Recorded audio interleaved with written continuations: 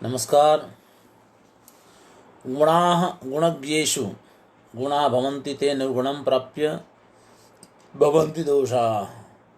आस्वाद्यतोयाः प्रभवन्ति नद्यः समुद्रमासाद्य भवन्त्यपेयाः।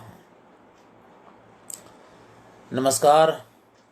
हम लोग चलते चलते शब्दालंकार पर आ गए हैं। उसमें भी एक अलंकार हो गया जो वक्रोक्ति था। दूसरे अलंकार पर हम इस समय हैं। इसमें भी जो अनुप्रास अलंकार है उसमें वर्णानुप्रास। अब वर्णानुप्रास और लाटानुप्रास, तो वर्णानुप्रास में दो भेद हैं। लाटानुप्रास के भेदों की चर्चा हम बाद में करेंगे। वर्णानुप्रास के दो भेद हैं, एक छेकानुप्रास और दूसरा है वृत्ति अनुप्रास। तो आज वृत्ति अनुप्रास की चर्चा होनी है। कल हमने छेकानुप्रास में देखा कि अनेकस्य सकृत पूर्व, यानी जो छेकानुप्रास है, पूर्व यानी पहला जो अलंकार है, पहला जो वर्णानुप्रास अलंकार है, उसमें अनेक वर्ण केवल एक ही बार अनुवृत्त होते हैं। यानी कुछ वर्ण ऐसे होंगे जिनका प्रयोग दो बार होगा। जैसे ततो आया, ततो ऋण परिस्पंद मंदी कृत वपुः, इस तरह से। तो इसमें आप देखिए कि ततो में तो जो है वर्ण एक बार और आ गया, यानी ततो दो बार हो गया, यानी एक बार रिपीट हुआ। परिस्पंद में प एक बार रिपीट हो गया, यानी दो बार हो गया वो। फिर बाद में मंदी परिस्पंद में द आ गया तो वो भी एक बार रिपीट हो गया, और शशि में भी एक बार रिपीट हो गया श। तो इस तरह से ये छेकानुप्रास है जिसमें अनेक वर्ण एक बार रिपीट होंगे, केवल एक बार रिपीट होंगे। ठीक है। अब आगे जो दूसरा है उसको वृत्ति अनुप्रास कहें। तो वृत्ति अनुप्रास में एकस्यपि असकृत परः, यानी एक वर्ण की अनेक बार अनुवृत्ति हो, उसको वृत्ति अनुप्रास कहेंगे। ठीक है। वृत्ति अनुप्रास, एक वर्ण होगा, अनेक बार रिपीट होगा, अनेक बार। अब अनेक बार में क्या है, फिर एक से अधिक यानी दो से लेकर के 3, 4, 5 जितना हो जाए उतना। एकस्य अपि शब्दात अनेकस्य। अब अपि लिखा है ना, एकस्य अपि, तो अपि का मतलब कि अनेक का भी। कोई जरूरी नहीं कि एक का ही अनेक बार प्रयोग हो, अनेक वर्णों का भी अनेक बार प्रयोग होना चाहिए, तब भी वृत्ति अनुप्रास बनेगा। उसमें कोई दोष नहीं है, मतलब उसमें कोई ये भी हो सकता है, यानी एक वर्ण का अनेक बार प्रयोग और अनेक वर्ण का अनेक बार प्रयोग। ऐसी स्थिति जहाँ है वहाँ पर वृत्ति अनुप्रास होता है। अब देखिए, वृत्ति अनुप्रास होने से पहले तो हम वृत्ति को ही समझें। आप जानते हैं उद्भट ने काव्यालंकार सार संग्रह नाम का ग्रंथ लिखा। उसमें उन्होंने 3 प्रकार की वृत्तियां मानी है। देखिए, नामकरण भी जान लें, जिसको आज की भाषा में हम लोग शैली कहते हैं। संस्कृत जगत में प्राचीन काल में कुछ आचार्यों ने उसको ही वृत्ति कहा। दंडी आदि जो आचार्य थे, दंडी और कुंतक, उन लोगों ने उसको ही मार्ग कहा।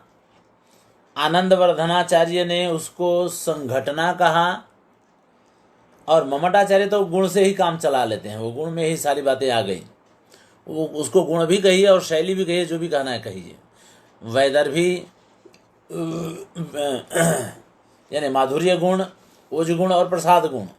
अब ये 3 उन्होंने कह दिया।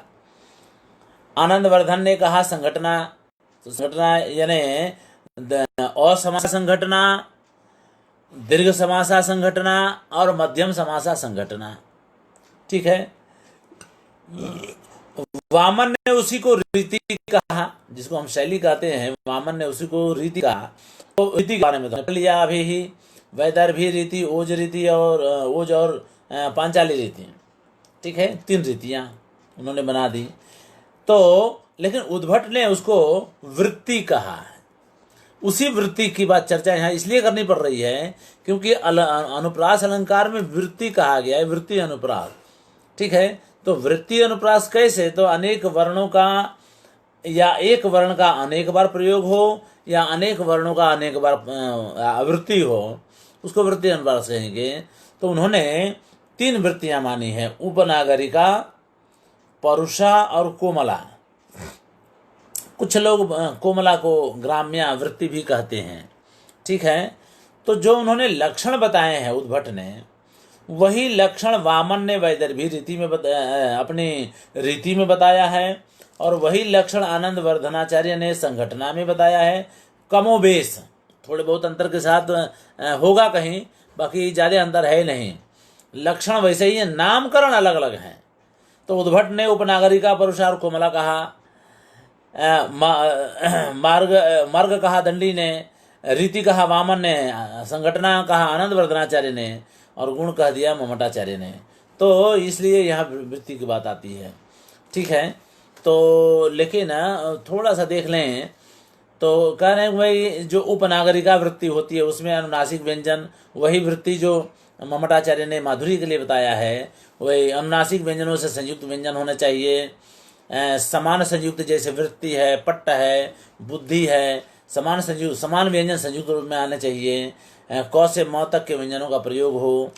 ठीक है, परुषा वृत्ति जिसको ओज गुण कहते हैं, उसमें श श स रेफ है, संयुक्त व्यंजन है, टवर्ग है, अन्य बहुत सारे वर्णों का प्रयोग हो। और कोमला वृत्ति में बाकी सब वर्णों आ जाते हैं, जिसको पांचाली रीति कहते हैं वामनाचार्य। तो इस तरह से इस वृत्ति की बात कही गई है। तो इस अलंकार के मामले में जो वृत्ति अनुप्रास अलंकार है वह इसी तरह का है। तो अब उसमें देखिए, उसमें अनेक वर्ण, ठीक है, यानी एक वर्ण अनेक बार प्रयुक्त हो, आवृत्त हो, या अनेक वर्ण अनेक बार आवृत्त हो, तो ये जो है वृत्ति अनुप्रास बनता है। ठीक है, अब बात इसके बाद सीधे अब चलिए आगे, सीधे अनुवाद पर नहीं जाते हैं, कुछ और चर्चा कर रहे हैं। आचार्य कह रहे हैं माधुर्य व्यंजकई ही वर्णई उपनगरिका उच्यते, यानी हमने जो माधुर्य गुण माना है उस माधुर्य गुण के व्यंजक जो वर्ण है वे वर्ण ही उपनागरिका वृत्ति माने जाते हैं, ये कह रहे हैं। ठीक है, वही बात हमने बताई आपको। माधुर्य व्यंजकई वर्ण ही, यानी माधुर्य गुण के व्यंजक वर्णों के द्वारा जो रचित काव्य है उसको उपनागरिका वृत्ति कहा जाता है। एक ओजः प्रकाशकैस्तु परुषा, और हमने जिसको ओज के व्यंजक वर्णों को बताया है, ओज गुण के जो व्यंजक वर्ण हैं वह यहाँ परुषा वृत्ति के नाम से जाना जाता है। ठीक है, तो 2 बातें तो बता दी। अब देखिए, अब ये कह रहे हैं उभयत्रापि प्राग उदाहृतम। अब ये दोनों ही उदाहरण हमने पहले बता दिए हैं। ठीक है, अनंग रंग वाला उदाहरण आ गया है माधुर्य गुण में, और ओज गुण के प्रसंग में मूर्धनाम उद्वृत्त वाला उदाहरण बता दिया गया है, अर्थ भी बता दिया गया है। तो उसको आप कोट कर लीजिए, अब यहाँ हम उसके लिए समय देना नहीं चाहते हैं। ठीक है, तो ये 2 गुण तो हो गए, कौन कौन से? उपनागरिका और परुषा, 2 वृत्तियां हो गई। अब कोमला परई ही, अब पर यानी बाकी के जो हैं वो कोमला वृत्ति होती है। तो कोमला वृत्ति होती है तो आप देख लीजिए, परई ही शेष ही, परई यानी शेष ही, शेष बाकी के जो वर्ण हैं वो कोमला वृत्ति के अंतर्गत आते हैं। तो कह रहे हैं देखिए, ताम एव केचित ग्राम्या इति वदन्ति, उस कोमला वृत्ति को कुछ लोग, कुछ आचार्य ग्राम्या वृत्ति भी कहते हैं। ठीक है, ग्राम्या वृत्ति, तो आप ग्राम्य वृत्ति कहिए या कोमला वृत्ति कहिए, एक ही बात है। जिसको पांचाली रीति कहा जाता है और प्रसाद गुण कहा जाता है ममटाचार्य के प्रसंग में। ठीक है, तो अब देखिए उसके लिए उदाहरण यहाँ दे रहे हैं, ये उदाहरण आ चुका है, दोबारा यहाँ कोट कर रहे हैं। अपसारय घनसारम कुरुहारम दूरे एव किम कमलैहि अलम अलम आल मृणालैहि इति वदति दिवानिशम बाला। अरे अपसारय घनसारम, सब चंदन के लेप को हटाओ, दूर करो हार को, कमलों से क्या फायदा, अलम अलम रहने दो, आली हिले, हे सखी, हे सखी, मृणालैः इति मृणालैः यानी कमल दंडों से को रहने दो, कमल दंड मत लाओ इधर। इस प्रकार से रात दिन बाला जो है बोल रही है। तो अब आप इसमें देख लीजिए, अपसार र घन सारम र कुरु र हारम दूरे र का इतना उच्चारण हो गया, अनेक बार उच्चारण हो गया। फिर अलम अलम का ल का उच्चारण हो गया, कई बार मृणालय बदती दिवानिशम बाला, ये सब आ गया। ठीक है, तो कहना यह है कि इसमें अनेक वर्ण हैं और अनेक बार आवृत्त हुए हैं, अनेक बार प्रयुक्त हुए हैं, इसलिए यहाँ वृत्ति अनुप्रास है। ठीक है, तो ये कोमला कोमला वृत्ति में आता है। तो ये जो है बात आ गई। अब आगे कह रहे हैं कि केशांचित एता वैदर्भी प्रमुखा रीतयो मता, कुछ आचार्यों के मतानुसार ये सब जो वृत्तियां हैं वो वैदर्भी आदि रीतियां मानी जाती हैं। वृत्तियों को रीति माना है कुछ आचार्यों ने, नामकरण कर दिया। देख लीजिए, उपनागरिका को वैदर्भी, फिर क्या है, परुषा को गौड़िया और कोमला को पांचाली। इस तरह से वामन ने अपने रीति माना है, तो उसके 3 नाम दे दिए। तो उपनागरिका, परुषा और कोमला, ये तो कहा उद्भट ने वृत्ति के नाम पर, उसी को वामन ने रीति के नाम पर 3 बताया, वैदर्भी, गौड़ी और पांचाली। ठीक है, ये यही बात इसमें ये कह रहे हैं। अब आगे चले, तो ये बात यहाँ अब वृत्ति अनुप्रास पूरा हुआ। ठीक है, वर्णानुप्रास में जो छेकानुप्रास था और वृत्ति अनुप्रास था, ये दोनों अब पूरा हो गए। अब हम चलते हैं पदानुप्रास में। ठीक है, तो पदानुप्रास जिसको लाटानुप्रास भी कहा जाता है, कल बात आई थी, तो लाट देश के लोगों को वो प्रिय है, इसलिए उसको लाटानुप्रास कहा जाता है, पदानुप्रास भी कहते हैं। ठीक है, तो जो है अब उसको देखते हैं। कहे शाब्दस्तु लाटानुप्रासो भेदे तात्पर्य मात्रता, शब्द पद का रिपीटिशन हो, पद की आवृत्ति हो, यानी पद को दोहराया जाए। ठीक है, तो दोहराया जाए तो ऐसे में लाटानुप्रास होता है, लेकिन एक शर्त है, शब्द का अर्थ बदलने की आवश्यकता नहीं है। शब्द का अर्थ तो वही रहेगा, लेकिन उसका तात्पर्य बदल जाएगा। तात्पर्य मात्रता भेदे, तात्पर्य का मतलब होता है कि जैसे मान लीजिए कि वाक्य में 2 अंग होते हैं, उद्देश्य और विधेय। तो एक बार प्रयोग हो उद्देश्य के रूप में, यानी कर्ता के रूप में एक बार प्रयोग हो, और दूसरी बार विधेय यानी वाक्य के कर्ता के अलावा जो विधेय अंश होता है ना, सब्जेक्ट और प्रेडिकेट, तो प्रेडिकेट के रूप में अगर प्रयुक्त होता है और शब्द वही रिपीट होता है, तो वहां लाटानुप्रास बनेगा, ये कहना है। तो तात्पर्य का मतलब ये है, अर्थ नहीं बदलना चाहिए, अर्थ तो वही रहे। ठीक है, क्योंकि जब अर्थ बदल जाएगा तब तो यमक अलंकार हो जाएगा, यमक अलंकार नहीं करना है, यहाँ पर करना है लाटानुप्रास। तो उसमें शब्द की आवृत्ति तो होगी, अर्थ नहीं बदलेगा, केवल तात्पर्य बदलेगा। ठीक है, तब लाटानुप्रास होगा। इस व्याख्या को अच्छी तरह से ध्यान में रखेंगे आप लोग, क्योंकि यह जरूरी है। ठीक है, चले आगे। करें शाब्दगतो अनुप्रास, शाब्दगत आवृत्ति को अनुप्रास कहा जाता है। शब्दार्थयो अभेदे अपि, शब्द और अर्थ के अभेद होने पर भी अन्वय मात्र भेदात, केवल अन्वय मात्र भेद होता है, यानी केवल अन्वय का भेद होता है। अन्वय का मतलब तात्पर्य, मैंने बताया ना कि कहीं कर्ता के रूप में आएगा तो कहीं कर्म इत्यादि के रूप में आएगा, तो इस तरह से भेद होगा, लेकिन शब्द का अर्थ नहीं बदलेगा, शब्द वही रहेगा और अर्थ भी वही रहेगा। ठीक है, तो उसको लाट जन वल्लभत्वात्, लाट देश के लोगों को प्रिय होने के कारण उसको लाटानुप्रास कहा जाता है। उसको कुछ लोग पदानुप्रास भी कहते हैं। ठीक है, अब पदानाम सह लाटानुप्रास पद का, अब पद वो जो है लाटानुप्रास पद का देखिए कैसे होता है। तो यस्य न सविधे दयिता दवदहनस्तुहिन दीधितिस्तस्य, यस्य च सविधे दयिता दवदहनस तुहिन दीधितिस तस्य। देखिए कितना रिपीटिशन है, केवल न और च का अंतर है। कह रहे हैं कि जिसके समीप, सविधे यानी समीप, जिसके पास उसकी प्रेमिका नहीं है या पत्नी नहीं है, उसके लिए तुहिन दीधिति ही यानी चंद्रमा, यानी बर्फ शीतल जिसकी किरणें हैं, ऐसे वह चंद्रमा जो है उसके लिए, तस्य यानी उसके लिए चंद्रमा दावानल जैसा हो जाता है, दावानल हो जाता है। ठीक है, फिर से समझिए, जिसके पास उसकी प्रेमिका नहीं है, प्रेयसी नहीं है, उसके लिए चंद्रमा दावानल बन जाता है।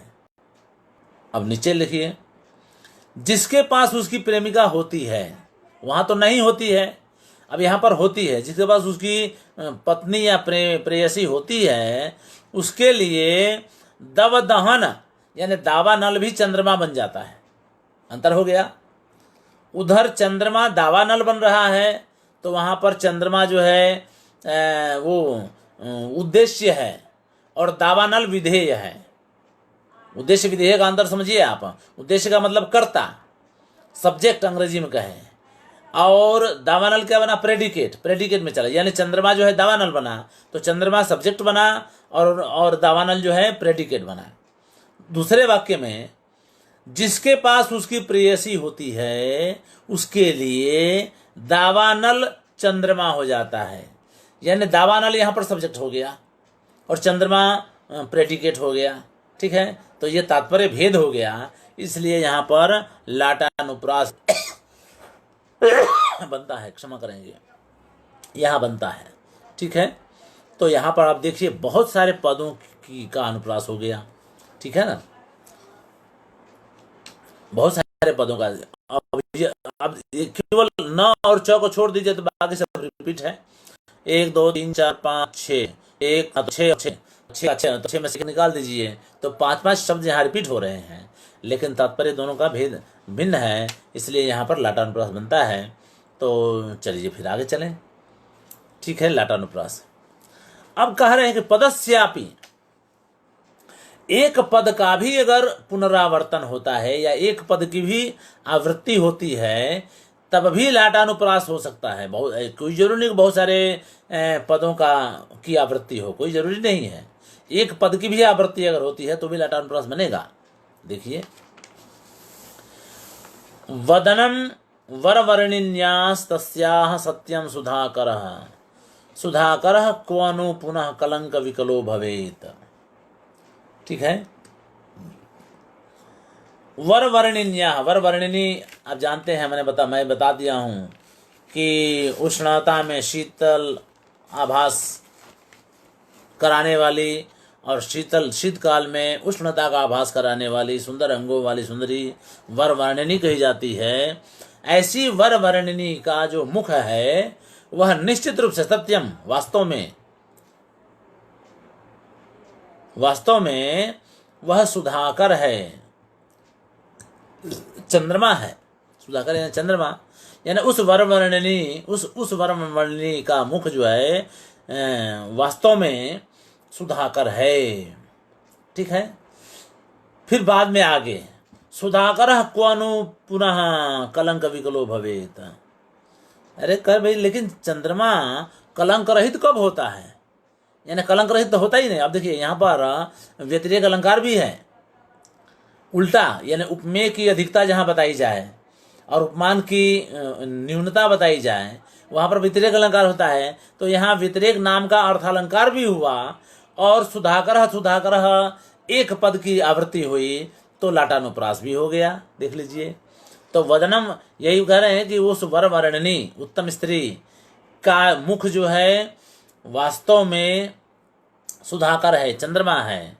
फिर कह रहे हैं नहीं यार, सुधाकर तो उसमें क्या है कि वहां पर सुधाकर जो है प्रेडिकेट है, ठीक है ना, विधेय है। और दूसरे वाक्य में सुधाकर क्व पुनः कलंक विकलो है, लेकिन चंद्रमा जो है कलंक रहित कब होता है? तो इस वाक्य में चंद्रमा जो है उद्देश्य हो गया, यानी सब्जेक्ट हो गया। ठीक है, सुधाकर चंद्रमा जो है इसमें उद्देश्य हो गया, सब्जेक्ट हो गया। तो अब देखिए सब्जेक्ट और विधेय, सब्जेक्ट और प्रेडिकेट का अंतर होने की वजह से यहाँ पर लाटानुप्रास हो गया। लेकिन सुधाकर के अर्थ में कहीं कोई अंतर नहीं है। आप देख रही हैं वहां पर भी सुधाकर यानी चंद्रमा और यहाँ पर भी सुधाकर यानी चंद्रमा, अर्थ भेद नहीं हुआ, अर्थ वही का वही है, स्थिति बदल गई। पहले वाक्य में वह प्रेडिकेट के अंतर्गत आता है और दूसरे वाक्य में सब्जेक्ट के अंतर्गत आता है, इसलिए यहाँ लाटानुप्रास बनता है। अगर ऐसा नहीं होता तो फिर यमक अलंकार में चला जाता। आगे यमक अलंकार की बात करेंगे तब आप लोगों को पता चल जाएगा। ठीक है, तो आप देखिए यहाँ पर, लेकिन ये जो है, हाँ तो ये हो गया। अब आगे लाटानुप्रास के फिर भेदों की बात करनी पड़ेगी, क्योंकि लाटानुप्रास के 5 भेद हैं।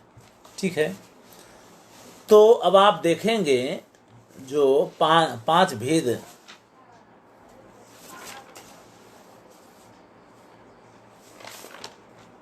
हाँ लाटानुप्रास के 5 भेद हैं। हाँ, कल हमने बताया था आपको लाटानुप्रास के 5 भेद। एक तो अनेक पद में आवृत्ति हो, तो ये पहला भेद आपने देख लिया। कौन सा? यस्य न सविदे दयिता दवदहनस्तु ही, अनेक पद की आवृत्ति होती है, तो यह लाटानुप्रास का पहला भेद है। ठीक है, एक पद में आवृत्ति हुई जैसे सुधाकर सुधाकर, तो लाटानुप्रास का ये दूसरा भेद है। ठीक है, अब तीसरे नंबर पे आता है एक समास में शब्द की आवृत्ति हो। ठीक है, और चौथे में है भिन्न भिन्न समास में शब्द की आवृत्ति हो रही हो, पद की आवृत्ति हो रही हो। या तीसरे समास के प्रकरण में, तीसरे यानी ऐसे तो 5वां हुआ, 5वें में एक शब्द समास के अंतर्गत रहेगा और वही शब्द दूसरी बार बिना समास के रहेगा, तो भिन्न समास में आवृत्ति और समास और असमास में आवृत्ति होने पर जो है लाटानुप्रास के ये 5 भेद बनते हैं। तो अभी तक आपने 2 भेद देख लिए सुधाकरम तक। ठीक है, तो वदनम वरवर्णिन्या सुधाकर, तो सुधाकर वाला उदाहरण आपने देख लिया। तो एक पद की आवृत्ति होने पर भी लाटानुप्रास बनता है, यह दूसरा उदाहरण है। अब तीसरा उदाहरण देखिए, वृत्तौ अन्यत्र तत्र वा नाम्नः स वृत्ति अवृत्त्योश्च। ठीक है ना, कह रहे वृत्ति में, और वृत्ति फिर से आप देखिए वृत्ति के कितने सारे अर्थ होते हैं, वो तो समझिए आप पहले। वृत्ति यानी आप देखिए यहाँ पर वृत्ति का मतलब समास, कह रहे कि वृत्तौ यानी समास में। ठीक है,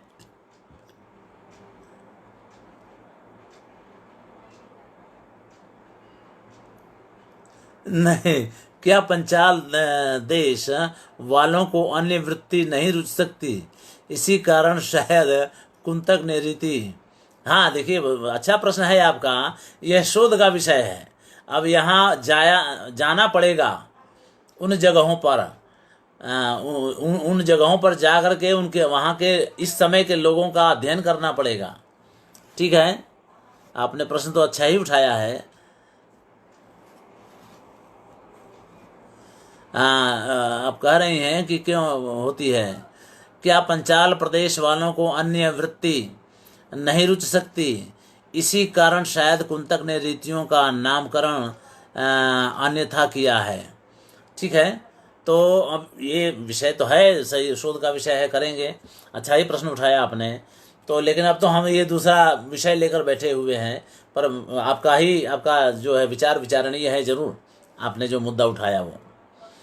तो देखिए कह रहे हैं कि वृत्तौ अन्यत्र वा, एक तो वृत्ति में अनुप्रास हो या अन्यत्र यानी वृत्ति से बाहर हो। कहने का मतलब यह है कि एक वृत्ति में शब्द की या पद की आवृत्ति हो रही हो, या अलग अलग समास में, ठीक है ना, भिन्न भिन्न समास में शब्द की आवृत्ति हो रही हो, पद की आवृत्ति हो रही हो, या फिर एक शब्द समास के अंतर्गत है और दूसरा शब्द बिना समास के है, तो उसी की व्याख्या यहां पर कर रहे हैं। वृत्तौ अन्यत्र तत्र वा नामनः, फिर नामनः, नाम मतलब प्रातिपदिक। ठीक है, जब समास के अंतर्गत करेंगे तो वह नाम हो जाएगा, नाम के रूप में आएगा। नाम के रूप में क्यों आएगा? क्योंकि उसमें प्रत्यय लगा हुआ नहीं होगा। ठीक है ना, तो जब समास में प्रत्यय लगा हुआ नहीं होगा तो इसलिए नाम का प्रयोग किया। अब यहाँ पर थोड़ी एक हमें आपको एक चीज़ बतानी पड़ेगी। उन्होंने नाम कहा, नाम यानी प्रातिपदिक। कह रहे हैं कि एकस्मिन समासे भिन्ने वा, यानी एक समास में या भिन्न भिन्न समास में, यानी अलग अलग समास में दो, या समास असमासयो हो, या एक समास के अंतर्गत हो या दूसरा बिना समास के हो।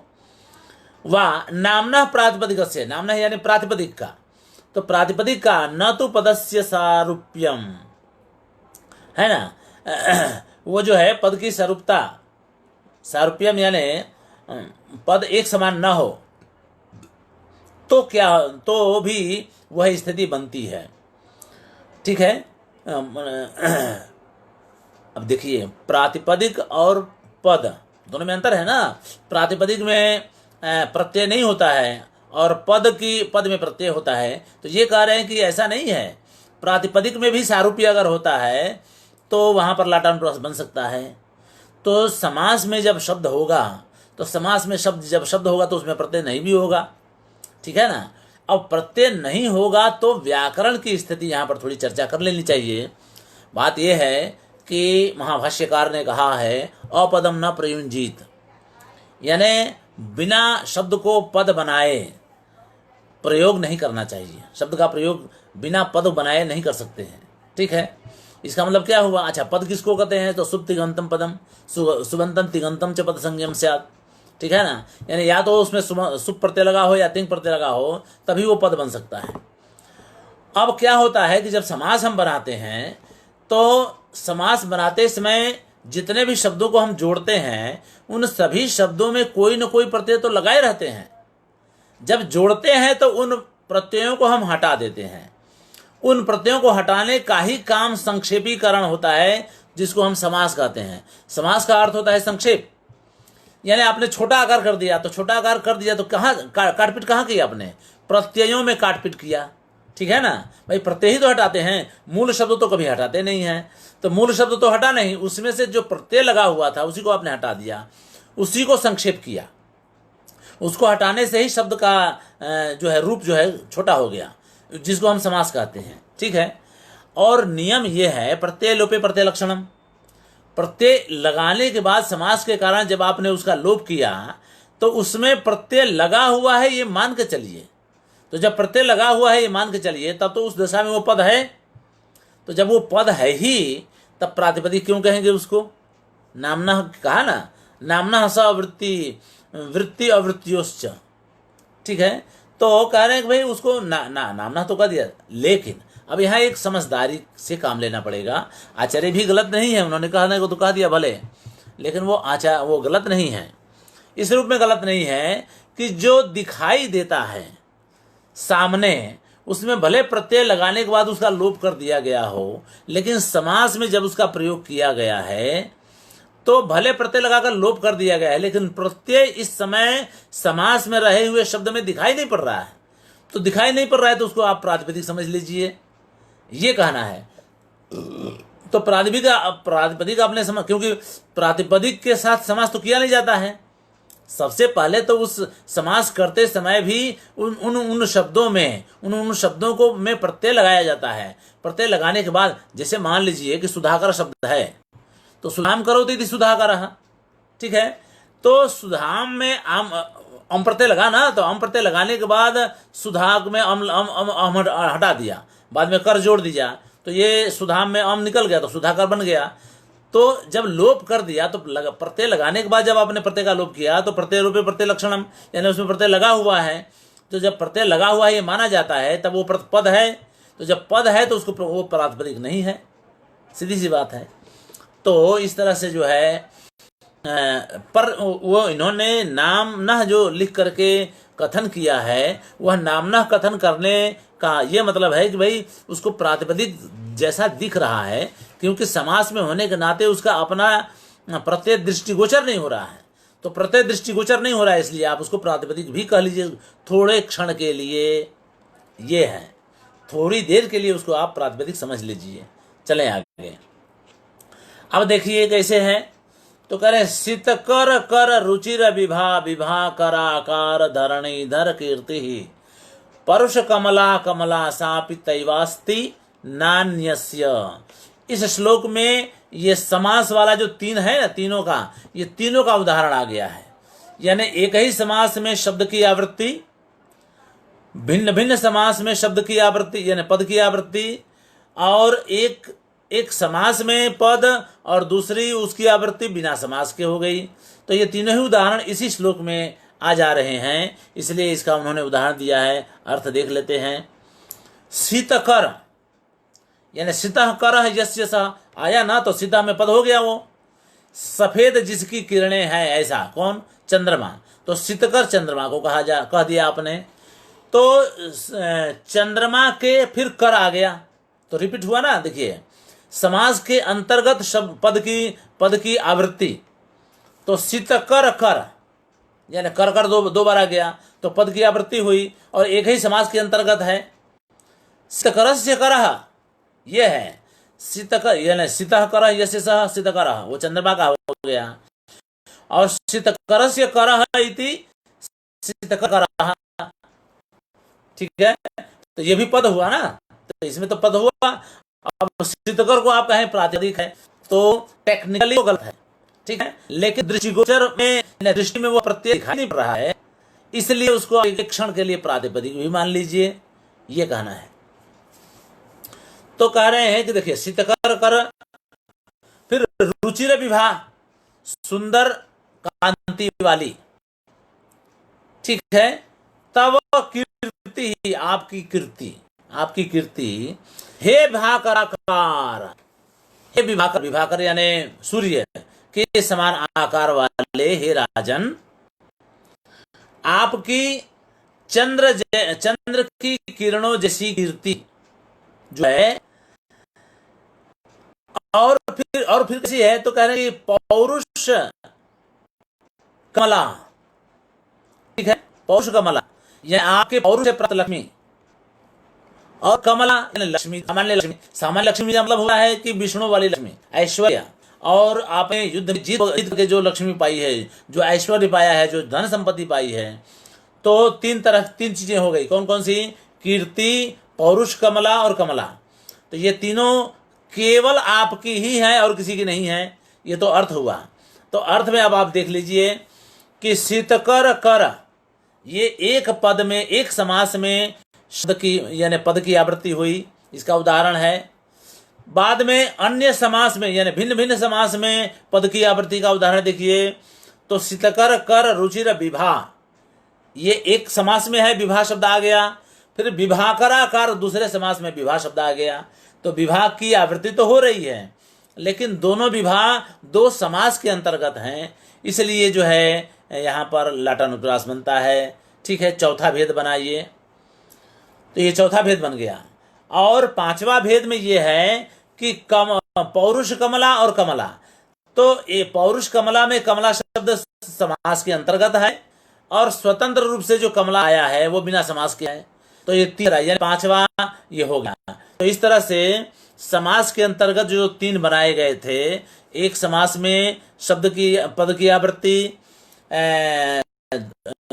दो समास में या भिन्न भिन्न समास में पद की आवृत्ति, और तीसरा है एक समास में आवृत्ति, एक समास में और दूसरा बिना समास के पद की आवृत्ति। तो इस तरह से तीन भाग जो बनाए गए, उन तीनों का ही उदाहरण इस एक ही श्लोक में आ जाता है, ये आप जान लीजिए, ठीक है। तो इस तरह से तद एवं पंचधा मतः, इस प्रकार लाटानुप्रास को 5 प्रकार का माना गया है, ठीक है, 5 प्रकार का माना गया। अब चलें आगे। अब आता है यमक अलंकार। आप जानते हैं ना यम, यम का मतलब ही तो होता है जोड़ा, ठीक है, यानी जो जोड़ा वाला है वो। तो यहाँ जोड़ा तो है ही, ठीक है, लेकिन जोड़े से भी अधिक और भी हो सकता है, पर एक सूचक के रूप में यमक यानी कम से कम 2 बार प्रयोग तो होना ही चाहिए। लेकिन ये 2 बार प्रयोग होने में शर्तें हैं। देखिए आवृत्ति मतलब 2 बार हो या 3 बार हो, जो भी हो, लेकिन लाटानुप्रास में भी पद की आवृत्ति हो रही थी, तो वहाँ हमने स्पष्ट कर दिया था कि वहाँ पर शब्द का अर्थ नहीं बदलेगा, वहाँ केवल उसका अभिप्राय बदलेगा, यानी उसका अन्वय बदलेगा, यानी सब्जेक्ट प्रेडिकेट का अंतर होगा। शब्द का अपना अर्थ नहीं, शब्दार्थ नहीं बदलेगा, ठीक है, उसमें वो तो लाटानुप्रास हो गया। यमक अलंकार में उससे स्थिति भिन्न है। यहाँ पर शब्द की आवृत्ति होगी लेकिन शब्द के अर्थ भेद के साथ, यानी एक एक एक बार में वही शब्द दूसरा अर्थ देगा, दूसरी बार जब करेंगे तो दूसरा अर्थ देगा, दोनों का अर्थ अलग अलग होगा। वही अर्थ देखिए, कहते हैं अर्थे सति, अर्थ होने पर भिन्ना नाम वर्णा नाम, भिन्न भिन्न वर्णों का, अब यहां पर वर्ण का प्रयोग किया, शब्द का प्रयोग नहीं किया, पद का प्रयोग नहीं किया। वर्ण भी हो सकता है और अब वर्णों से बने हुए पद भी हो सकते हैं, ध्यान रखिए, इसलिए उन्होंने वर्ण का प्रयोग किया। सा पुनः श्रुति, यानी वह श्रुति पुनः होती है, यानी बार बार होती है, बार बार रिपीट होती है। लेकिन अगर वह श्रुति बार बार होती है तो पहली बार के बाद अगर वह सार्थक पुनरावर्तन होता है तो उसमें अर्थ की भिन्नता होनी चाहिए। अगर निरर्थक है तो अर्थ की भिन्नता की आवश्यकता ही नहीं है, क्योंकि एक तो सार्थक होगा, दोबारा अगर रिपीट होता है और वह सार्थक नहीं है, ठीक है, तो केवल वर्ण ही है तो तब तो कोई बात नहीं है। लेकिन निरर्थक है तो कोई बात नहीं है, लेकिन सार्थक आवृत्ति होती है तो तब जो है अर्थ का भेद होना आवश्यक है। जैसे मान लीजिए कल हमने बताया था ना कि कनक कनक ते सौगुनी मादकता अधिका है, तो इसमें कनक कनक दो बार हमने बोला, तो कनक कनक जैसे सुधाकर सुधाकर उसमें आया हुआ था, तो सुधाकर सुधाकर तो आ गया, लेकिन वहां पर पहले सुधाकर का भी अर्थ चंद्रमा है और दूसरे सुधाकर का भी अर्थ चंद्रमा ही है। लेकिन कनक कनक ते सौगुनी में जो कनक पहला बोला उसका अर्थ होता है सोना और दूसरे कनक का अर्थ होता है धतूरा। तो दो बार प्रयोग, शब्द का दो बार प्रयोग किया और दो अर्थ लिया, यहाँ पर यमक अलंकार बनता है। अब इसमें शर्त यह है कि शब्द की पुनरावृत्ति तो हो, कोई बात नहीं है, लेकिन पहला शब्द तो सार्थक होना चाहिए। दूसरी बार जब वही शब्द आता है और अगर वह सार्थक है तो दोनों के अर्थ में भेद होना आवश्यक है। अगर दूसरी बार पुनरावर्तन होता है और वह सार्थक नहीं है, वह किसी अन्य शब्द का अंग बन करके दूसरा अर्थ देता है, लेकिन उतना अंश जितना रिपीट हो रहा है उतना अंश अगर निरर्थक है तब अर्थभेद की जरूरत ही नहीं है। लेकिन अलंकार, यमक अलंकार तब भी बनेगा, उदाहरण दूंगा तो आपको समझ में आएगा, ठीक है। अब देखिए यहाँ पर उदाहरण बढ़िया दे दिया है, समर समरसोयम, ठीक है। यह उदाहरण जो है आया है, अब ये कहीं आया तो है, अब यहाँ ध्यान नहीं आ रहा है कहाँ आ रहा है। समर समरसो अयम, तीन शब्द हैं इसमें, ठीक है। समर एक आया, बाद में समरस दूसरा आया समरसः, और तीसरा शब्द आया अयम, ठीक है। अब जो समर शब्द है उसमें तो भाई युद्ध भूमि या युद्ध सर, और दूसरे में समरस चार वर्णों का शब्द बनता है, समान रुचि वाला। समरस का मतलब रुचि वाला, ठीक है। तो समान रुचि वाला, अयम यानी यह राजा, अब राजा की स्तुति है। इसमें देखिए कि शब्द पहला शब्द है समर, रिपीट फिर से आ रहा है, समरसों में समर फिर से आ गया, लेकिन दूसरी बार में जो समर आया वह निरर्थक है, क्योंकि वो तो समरस पूरा शब्द चार वर्णों का बनकर के एक शब्द बन रहा है, तब वो सार्थक है।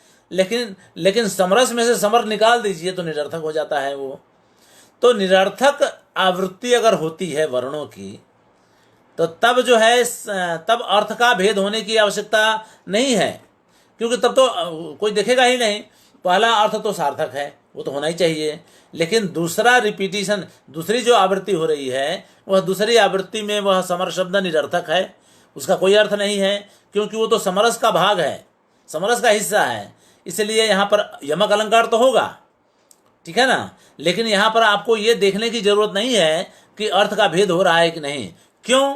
क्योंकि दूसरी बार वाला दूसरा जो समर है, समरस का जो समर है वो तो निरर्थक है। तो जब अर्थ है ही नहीं तो उसमें जो है अर्थ के भेद को देखने की आवश्यकता ही नहीं है, लेकिन यमक अलंकार जरूर बनता है उसमें। समर शब्द का रिपीटिशन तो हुआ ना, इसलिए। ठीक है, ध्यान रखिए, ये व्याख्या है उसकी। तो अब देखिए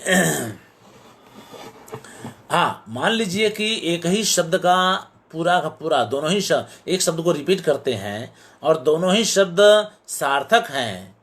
तो दोनों ही शब्द अगर सार्थक हैं तो फिर सार्थकता में तो आपको अर्थ का भेद करना आवश्यक है, नहीं तो यमक अलंकार नहीं बनेगा।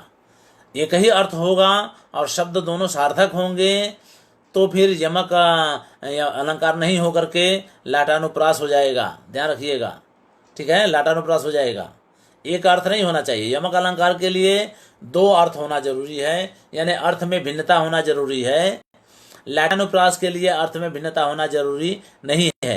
यही लाटानुप्रास और यमक अलंकार का भेदक तत्व है। ठीक है, ध्यान रखें आप लोग।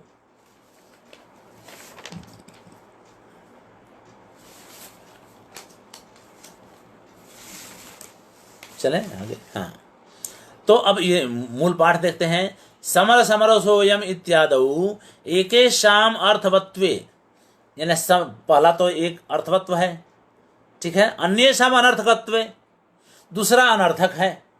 ऐसी स्थिति में भिन्नार्था नाम इति न युज्यते वक्तुम, है ना भाई, भिन्नार्था नाम लिख दिया ना, अर्थे सति अर्थ भिन्ना नाम, है ना। तो कह रहे हैं कि एक बात तो ये समरसोयम, ये जो उदाहरण दिया गया, इसमें पहला शब्द तो सार्थक है और दूसरा शब्द निरर्थक है। तो कह रहे हैं कि इस उदाहरण में, ये जो उदाहरण दिया गया, इसमें जो उन्होंने भिन्नार्था नाम शब्द का प्रयोग किया था अपनी परिभाषा में, उसका प्रयोग योग्य नहीं लगता है। तो योग्य नहीं लगता है तो इसका स्पष्टीकरण दे रहे हैं कि अर्थे सति, कह रहे हैं कि दोनों ही शब्द अगर सार्थक हैं तो अर्थे सति, यानी आवृत्ति करने पर, एक बार एक शब्द का प्रयोग दोबारा करने पर दोनों में अर्थ होने पर अर्थे सति का ये मतलब होता है कि अर्थ होने पर बिना नाम और अर्थ नहीं होने पर कोई बात ही नहीं है। तो वही कह रहे हैं कि समर समरस में तो एक सार्थक है और दूसरा अनर्थक है, तो यमक अलंकार हो गया। फिर आपको अर्थ देखने की जरूरत ही नहीं पड़ेगी, क्योंकि पहला पद तो सार्थक है, दूसरा पद निरर्थक है, तो वहां पर अर्थ देखने की जरूरत नहीं पड़ेगी। लेकिन अगर ऐसे ही शब्द का आप प्रयोग करें जिसमें दो शब्दों का, जिसमें एक शब्द को आप रिपीट कर रहे हैं, तो यह ध्यान ये रखिए कि दोनों का अर्थ भिन्न भिन्न होना जरूरी है। भिन्न भिन्न है, ये आपको देखना पड़ेगा। तो वही कह रहे हैं कि सा इति सरोरसः, है ना। अब ये सा श्रुति, अब देखिए सा श्रुति का भी ध्यान रखना है कि जो शब्द का रिपीटिशन होता है ना, तो जिस क्रम से वो वर्ण है शब्दों में, यहाँ तो वर्णों की श्रुति आ रही है ना, वर्णों की आवृत्ति है। तो कह रहे हैं कि वर्णों की आवृत्ति में आपको ये ध्यान रखना पड़ेगा कि पहला शब्द जिस क्रम का है, पुनरावर्तन में भी वही क्रम होना चाहिए। ऐसा नहीं कि एक बार में आपने सर कहा और दूसरी बार में कह दिया रस, इसको पुनरावर्तन यमक अलंकार के लिए नहीं माना जाएगा। सरो रसः इति जो क्रम भंग हो गया ना, पहले स आया बाद में र आया, तो जब रिपीट आप करेंगे, जब आवृत्ति करेंगे, तो उसमें भी पहले स आना चाहिए बाद में र आना चाहिए। ठीक है, अब ऐसा नहीं कि क्रम बदल दीजिए, पहले वाले में पहले स आया बाद में र आया सरों में, और दूसरे वाले में पहले आपने र आया बाद में स आया। इस तरह का पुनरावर्तन या इस तरह की आवृत्ति नहीं चलेगी यमक अलंकार में। जो क्रम पहले में है वही क्रम दूसरे में भी होना चाहिए, ये कहना है। वही कहना है सा इति, सा पुनः श्रुति लिखा है ना, तो सा का मतलब वो श्रुति जो है जिस क्रम से पहले सुनी गई उसी क्रम से बाद में भी सुनी जानी चाहिए। सा पुनः श्रुति का ये मतलब वही कहेगा सा इति, यानी सा का मतलब क्या हुआ कि जिस क्रम से पहले सुना गया उसी क्रम से बाद में भी सुना जाना चाहिए, ये कहना। इत्यादि वैलक्षण, ये ना विलक्षण करके नहीं, ठीक है, उसका क्रम बदल करके नहीं। तेन एव क्रमेण, उसी क्रम से स्थिता, उसी क्रम से स्थित होनी चाहिए वह श्रुति, तभी जाकर के यमक अलंकार बनेगा। ठीक है, तो ये तो हुआ यमक अलंकार की परिभाषा हो गई। ठीक है, अब चलें आगे। कह रहे हैं कि पाद तद भाग वृत्ति तद याति अनेकताम।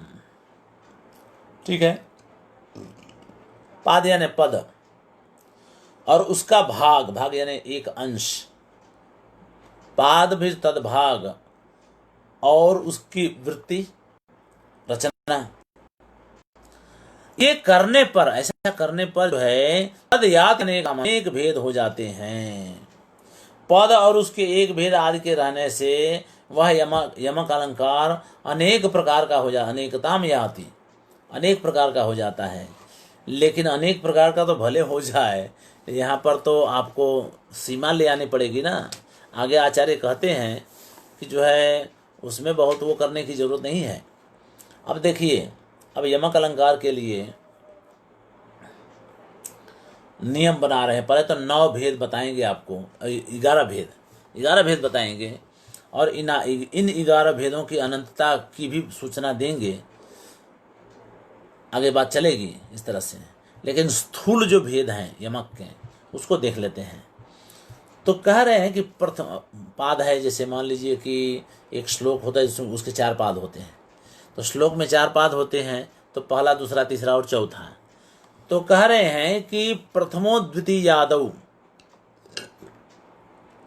ठीक है, यानी प्रथम, अब यमक का पहला भेद बता रहे हैं, यानी प्रथम पाद और द्वितीय पाद। ठीक है, यानी पहले पाद में जो आपने कहा वही बात, उसी को रिपीट कर दिया दूसरे पाद में। ठीक है, तो पहला और दूसरा दोनों में आवृत्ति हो गई, उसको मुख यमक कहते हैं।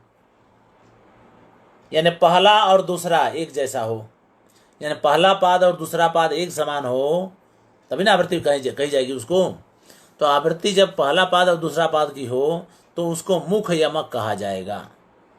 ठीक है, 1 नंबर। अब दूसरा देखिए, पहला पाद और तीसरा पाद एक समान हो, यानी पहला पाद में तीसरे पाद में अगर पहले के समान आवृत्ति होती है तो वह संदंश यमक अलंकार कहा जाएगा। पहला और चौथा इन दोनों में अगर आवृत्ति होती है तो वह आवृत्ति यमक अलंकार कहा जाएगा। तो 3 हो गए ना अभी तक, पहले को दूसरे के साथ, पहले को तीसरे के साथ और पहले को चौथे के साथ आवृत्ति करेंगे तो ये क्रमशः 3 भेद हो गए। तो ये 3 यमक अलंकार हो गए। इनके नामकरण अलग हैं, अलग अलग हैं। पहले को दूसरे के साथ करेंगे तो मुख, पहले को तीसरे के साथ करेंगे तो संदंश, और पहले को चौथे के साथ करेंगे तो आवृत्ति। ये 3 भेद तो ऐसे ही हो गए सीधे सीधे। अब आगे चलें, चौथा भेद कैसे होता है। तो दूसरा और तीसरा पाद, ठीक है, दूसरा पाद और तीसरा पाद अगर एक समान है, दूसरा पाद तीसरे पाद में रिपीट होता है, आवृत्ति होती है, तो गर्भ नामक यमक अलंकार होगा। दूसरा और चौथा में आवृत्ति हो, दूसरे का चौथे में आवृत्ति अगर होती है तो संदष्ट नामक यमक अलंकार होगा। देखिए, संदंश और संदष्ट दोनों में अंतर है। तो दूसरा और चौथा एक साथ है तो संदष्ट है, और पहला और तीसरा है तो संदंश है। यह अंतर समझ लीजिएगा। और तीसरा और चौथा में आवृत्ति अगर होती है तो पुच्छ अलंकार है। तो 6 अलंकार तो हो गए, ऐसे 6 यमक हो गए। ठीक है, अब 7वां देखिए, प्रथम द्वितीय तृतीय चतुर्थ, यानी चारों ही पादों में उसकी आवृत्ति हो जाए, यानी एक ही जैसा हो चारों।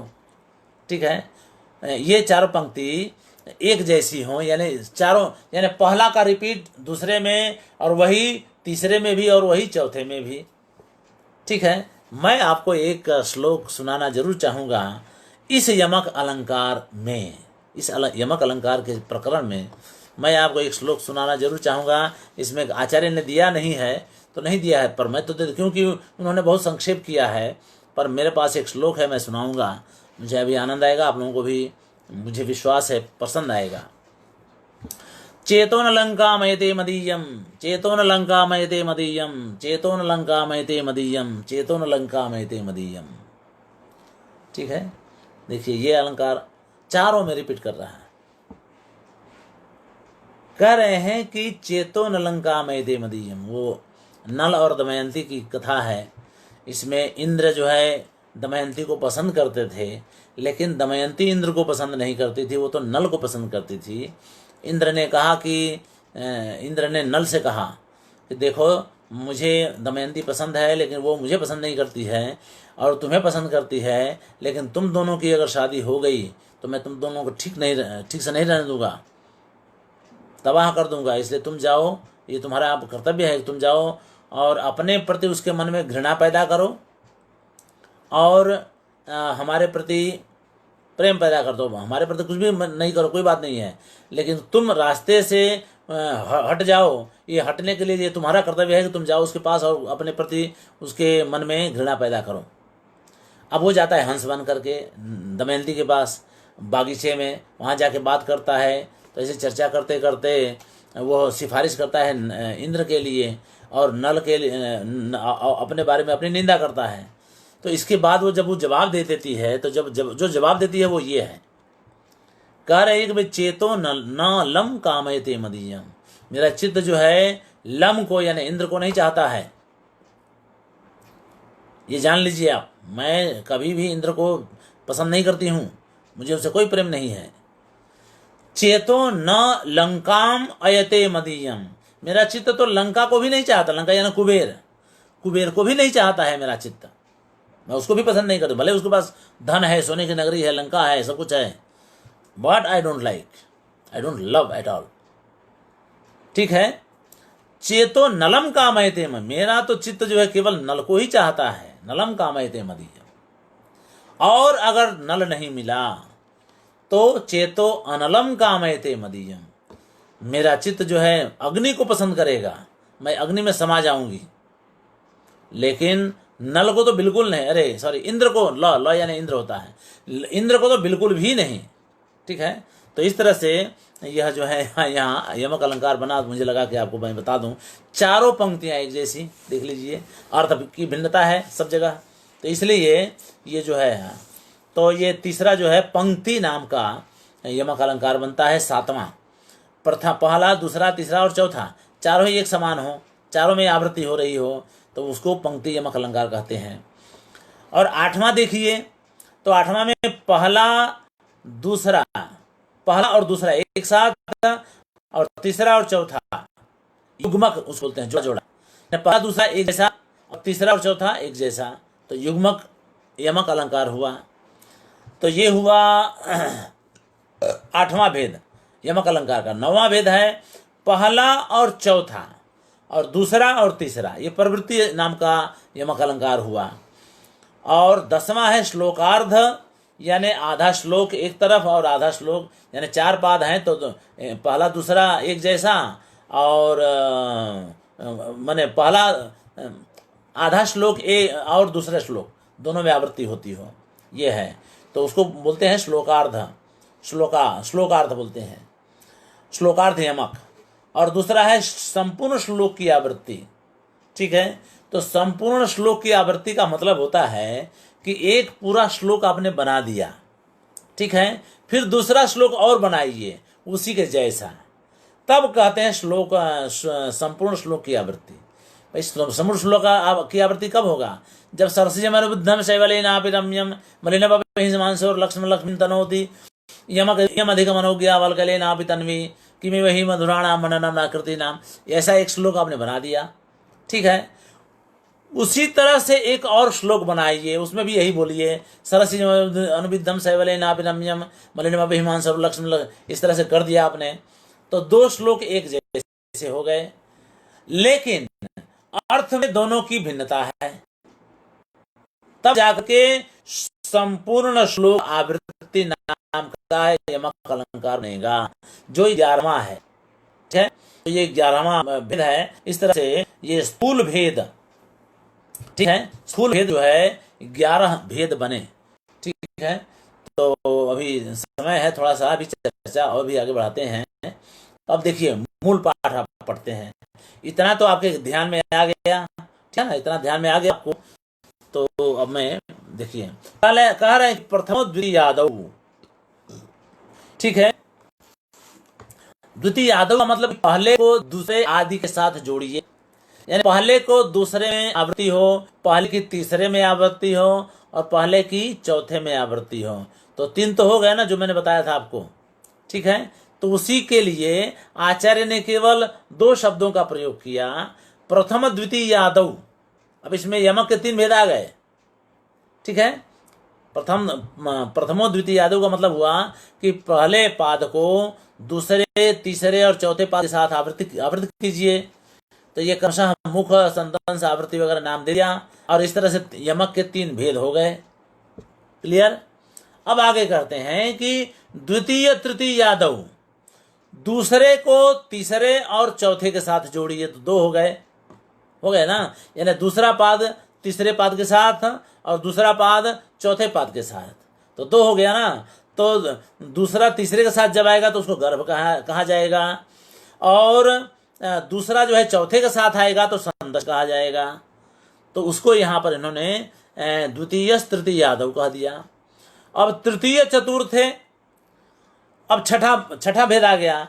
तो तृतीय और चतुर्थ, तो तृतीय चतुर्थ तीसरा और चौथा एक समान हो, यानी तीसरे की आवृत्ति चौथे में हो जाती हो, तो उसको पुच्छ नाम का यमक अलंकार होगा जो छठवां है, ठीक है, छठा है। और प्रथम तृतीय त्रिष्वपि सप्त, सातवां है। पहला जो है बाकी के तीनों में, प्रथम त्रिषु अपि, यानी पहला जो है बाकी के 3 में भी, यानी चारों 4 एक समान हो गए। हाँ बोलिए। प्रथम पहला दूसरा तीसरा, यानी पहले को दूसरे में रिपीट कीजिए, तीसरे में भी रिपीट कीजिए और चौथे पाद में भी रिपीट कर दीजिए। तो यह जो है पंक्ति नामक यमक अलंकार हो गया जो 7वें नंबर पे आता है, ठीक है। इति सप्त, 7 कर दिया, वही कह रहे हैं सप्त, ये 7 हो गया अभी तक। प्रथमो द्वितीय, अब आगे कह रहे हैं 8वें में कि पहला जो है द्वितीय तृतीय और चतुर्थ, हाँ, तो पहला दूसरा और तीसरा चौथा इस तरह से युग्मक बन गया। वही कह, प्रथमो द्वितीय तृतीय चतुर्थ है, यानी पहला दूसरा और तीसरा चौथा एक साथ, तो जोड़ा हो गया, यानी पहला दूसरा एक जैसा और तीसरा चौथा एक जैसा। तो ये हो गया, तो 2 ये हो गया, कौन सा 8वां हो गया। अब 9वां क्या है, प्रथमश चतुर्थे, यानी पहला जो है चौथे के समान और दूसरा तीसरे के समान, इसको प्रवृत्ति कहते हैं। तो वही कह रहे हैं प्रथमश चतुर्थे द्वितीय तृतीय, दूसरा तीसरा, यानी पहला और चौथा एक जैसा और दूसरा और तीसरा एक जैसा। ये हो गया 9वां भेद, जिसको प्रवृत्ति नाम का यमक अलंकार कहते हैं। और तदेव पादजम नवभेदम, और 9वां भेद जो है, हाँ तो 9वां भेद हो गया ना, वही पादजम 9 भेद हो गया। अब आगे कहते हैं अर्धावृत्ति, यानी श्लोक का आधा भाग उधर है और आधा भाग इधर हो, तो जो है ये श्लोकार्ध की आवृत्ति हो गई। तो ये 9 कौन सा है, ये 10वां भेद हो गया, 9 तो हो गया था पहले ही। और श्लोकावृत्ति और श्लोक की आवृत्ति जो मैंने अभी आपको बताया 11वां, पूरा श्लोक को आवृत्ति कर दीजिए। तो एक बार एक श्लोक अभी मैंने कहा ना, सरस्वती मैंने धम सेवले नाभिरम्यम, तो इस तरह से एक श्लोक को दोबारा लिख दीजिए, लेकिन दोनों ही श्लोकों का अर्थ अलग अलग हो, क्योंकि यमक अलंकार तभी बनेगा। तो वह है संपूर्ण श्लोकावृत्ति नामक यमक अलंकार।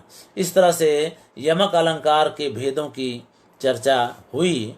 अब इसके अन्यान्य भेद और भी होंगे जिनकी चर्चा हम कल करेंगे। अब आज तो इतना ही रखना पड़ेगा। बहुत बहुत धन्यवाद। चलिए, नमस्कार।